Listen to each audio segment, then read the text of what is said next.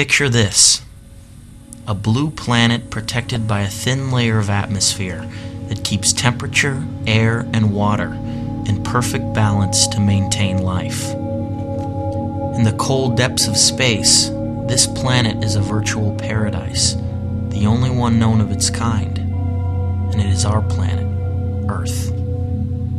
But something is wrong. The life-sustaining systems on this planet are breaking down. What happened? Us. Human civilization and our relentless consumption has brought this planet to the brink. But specifically, our destructive addiction to one single resource may push us over the edge. And that resource is oil. Oil is essentially ancient sunlight. Since the dawn of time, plants captured sunlight. After billions of years of decomposing in the earth, this fossilized sunlight became a fuel: oil, coal, or gas. This ancient sunlight has become modern civilization's battery pack. The problem is, oil is a finite resource. We are running out of the very thing our society is dependent on in order to function. But worse, our burning of oil and other fossil fuels has dumped over 700 billion tons of carbon pollution into the atmosphere, as if it were a sewer.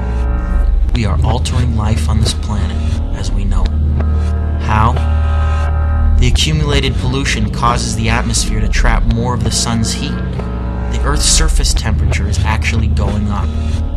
This is what is known as global warming. Warming, that almost sounds inviting. That in a world 20 years from now, we will all be living in a tropical paradise, where the extent of our problems will be pondering which SPF sunscreen to use. But don't be fooled. Thousands of climate scientists agree that global warming is not only the most threatening environmental problem, but one of the greatest challenges facing all of humanity.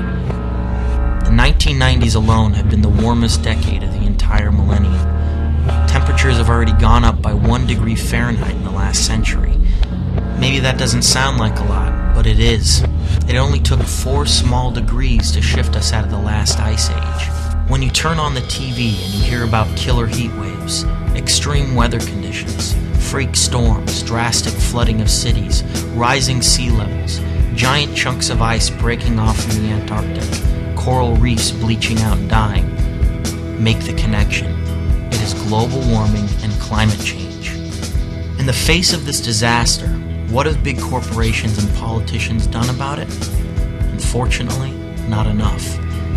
The fact is they've gained too much money and power off our addiction to oil. This makes them dangerously resistant to change. But are we? We must demand a separation between oil and state. We can get off oil and slow down global warming. We can use energy more efficiently and support renewable, clean energy sources, new green technologies that don't burn carbon like hydrogen fuel cells, wind and solar power. We can vote for leaders who care about protecting your health, the air, and the environment. We can support nonprofits who are making a difference. We can be environmentalists. So get educated, stay educated, so we can think for ourselves, and join the fight to save this unique